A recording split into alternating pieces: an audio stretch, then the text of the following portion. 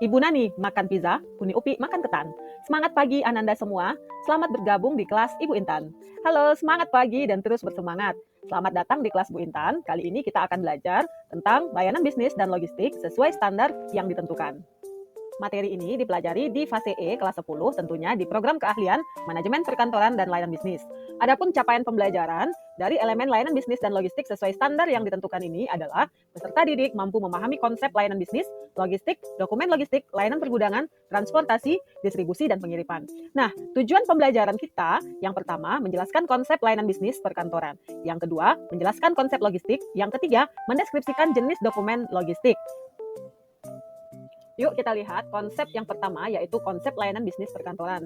Nah, ruang lingkupnya ada 4. Yang pertama, penataan dan pengelolaan surat atau dokumen. Yang kedua, penataan dan pengelolaan arsip. Yang ketiga, persiapan perjalanan dinas. Dan yang terakhir dari konsep layanan bisnis perkantoran ini adalah penyiapan pertemuan atau rapat.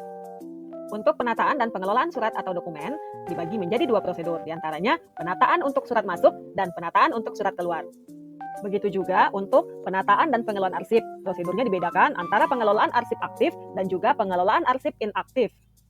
Konsep layanan bisnis perkantoran dalam persiapan perjalanan dinas yang harus dipersiapkan ada persiapan administratif seperti surat undangan, kemudian surat tugas, dan juga jadwal kegiatan pimpinan. Nah, untuk persiapan non-administratif seperti reservasi tiket dan juga reservasi hotel. Nah, jika perjalanannya ke luar negeri, tentunya dokumen yang harus dipersiapkan adalah paspor dan juga visa. Bagian keempat dari konsep layanan bisnis perkantoran yang akan kita pelajari pada kesempatan kali ini adalah penyiapan pertemuan atau rapat. Di antaranya ada persiapan administrasi seperti membuat agenda atau jadwal rapat, menentukan peserta rapat, membuat daftar hadir, dan selanjutnya kita juga mempersiapkan ruangan, menentukan akomodasi dan konsumsi, dan tentunya menjamin kesehatan dan keamanan peserta selama rapat berlangsung. Selanjutnya, kita ke materi konsep logistik. Nah, logistik sendiri merupakan sebuah ilmu, seni, juga proses yang dilakukan untuk memastikan material yang akan digunakan telah tersedia melalui perencanaan dan penentuan kebutuhan, pengadaan, penyimpanan, penyaluran, pemeliharaan, dan penghapusan. Hal-hal yang terkait dengan konsep logistik, diantaranya ada sistem logistik yang ditentukan oleh 5 poin berikut. Yang pertama, lokasi fasilitas logistik. Yang kedua, transportasi. Yang ketiga, manajemen pengadaan. Yang keempat, komunikasi. Dan yang kelima, penyimpanan. Sementara itu, peran logistik dalam sebuah perusahaan yang pertama, berorientasi pada pemasaran. Yang kedua, memberikan nilai tambah perpindahan produk secara efisien dan tentunya lebih ekonomis. Nah, tujuan logistik itu sendiri untuk menjamin tersedianya produk secara tepat waktu. Yuk kita kenali dokumen logistik secara umum. Nah, di sini kita kenalkan dengan dokumen pergudangan. Yang dimaksud dengan dokumen pergudangan merupakan dokumen yang berisi tentang penanganan barang di gudang suatu perusahaan. Selanjutnya, kita juga menampilkan dokumen transportasi. Yang dimaksud dengan dokumen transportasi berfungsi sebagai kontrak pengangkutan, sebagai bukti bahwa barang sudah diserahkan untuk dikirim, sebagai bukti juga bahwa barang diangkut dalam kondisi baik, serta sebagai bukti kepemilikan barang. Dokumen logistik secara umum terkait juga dengan dokumen distribusi yang merupakan dokumen penting dalam kegiatan logistik karena dokumen distribusi ini merekam perjalanan barang yang dikirim. Dokumen ini berfungsi sebagai bukti bahwa produk atau barang telah disalurkan atau dikirimkan ke tempat tujuan.